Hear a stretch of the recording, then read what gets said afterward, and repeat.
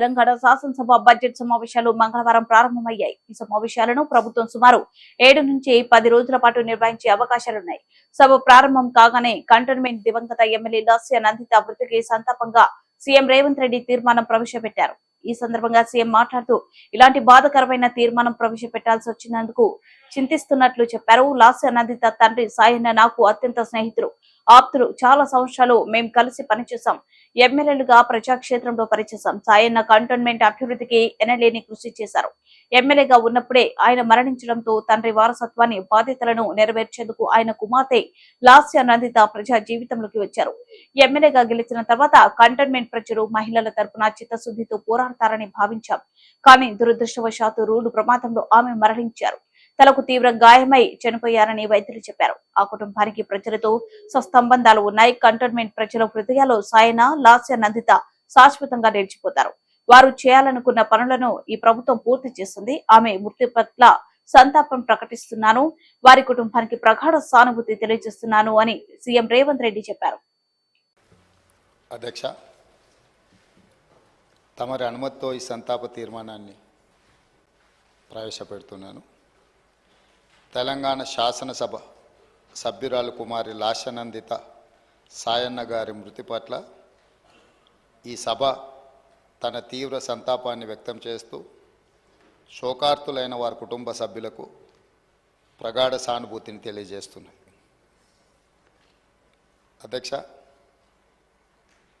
23/2/2024 నాడు సికింద్రాబాద్ కంటోన్మెంట్ శాసనసభ్యురాలు కుమారి లాస్యనందిత సాయన్న గారి ఆకస్మిక మరణం పట్ల ఈ సభ తీవ్ర సంతాపాన్ని వ్యక్తం చేసింది. ఇలాంటి బాధాకరమైన తీర్మానం నేను ప్రవేశపెట్టాల్సి వచ్చినందుకు నేను చింతిస్తున్నాను. కుమారి లాస్యనందిత సాయన్న గారి నాన్నగారైన కీర్తిశేషులు సాయన్న గారు నాకు అత్యంత సన్నిహితులు, ఆప్తులు. చాలా సంవత్సరాలు మేము కలిసి ప్రజాప్రతినిధులుగా ప్రజాక్షేత్రంలో పనిచేయడం జరిగింది. సాయన్న గారు అత్యంత సామాన్యమైన కుటుంబంలో 1951 వల్లభానగర్ నిజామాబాద్ జిల్లాలో జన్మించి కష్టపడి వారు 5 సార్లు శాసనసభ్యుడిగా, ప్రజా జీవితంలో కంటోన్మెంట్ బోర్డు మెంబర్గా, కంటోన్మెంట్ ప్రాంత ప్రజా సమస్యల పరిష్కారంలో వారు ఎనలేని కృషి చేసిండ్రు. వారు సిట్టింగ్ శాసనసభ్యుడిగా ఉన్నప్పుడే ప్రజా జీవితంలోనే వారు మరణించడం జరిగింది. ఆ తర్వాత వారిచ్చిన వారసత్వాన్ని, వారు నెరవేర్చాల్సిన బాధ్యతలను, వారిని అభిమానించిన ప్రజల కోసం కుమారి లాస్యనందిత కూడా ప్రజా జీవితంలోకి వచ్చి వారు బ్రతుకున్నప్పుడే వారు కార్పొరేటర్గా, ఆ తర్వాత వారి తరఫున వారిని నమ్ముకున్న ప్రజల కోసం వారు శాసనసభ్యురాలుగా ఎన్నికై ప్రజా జీవితంలోకి వచ్చి కష్టపడి పనిచేయాలన్న ఆలోచనతోటి వారు ప్రజా జీవితంలోకి వచ్చారు.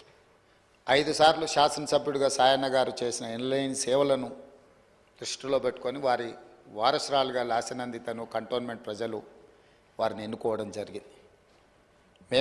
మనమందరం కూడా 37 సంవత్సరాల చదువుకున్న ఒక యువతి, వెనుకబడిన సామాజిక వర్గాల నుంచి చైతన్యంతో ప్రజలకు సేవను అందించాలని ముందుకు వచ్చినప్పుడు మనందరం కూడా మహిళా సాధికారత కోసం ఎదురు చూస్తున్న వాళ్ళం.